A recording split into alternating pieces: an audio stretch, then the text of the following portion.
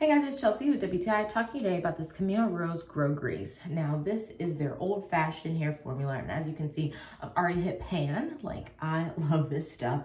Not only is it supposed to be helping you grow your hair, it also helps if your hair is like really dry and itchy. This will soothe it so much. I love this, especially in the wintertime.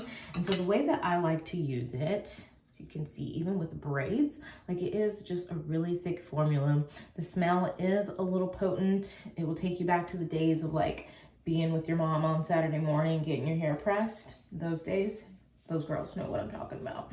But I just like to really put it into my scalp and then bring it down into my braids, because most of my braids have my hair as well. So I'm not just getting my scalp with it, I'll put it with my braids as well. And so again, if I feel like, oh, you know, this line here, I want, you know, this area to be growing, I can really put it in there.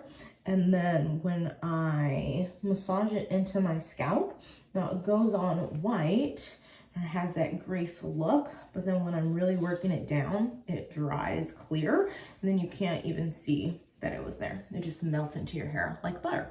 So if you're looking for a really great grow grease, I recommend this one right here. And that's my point of view.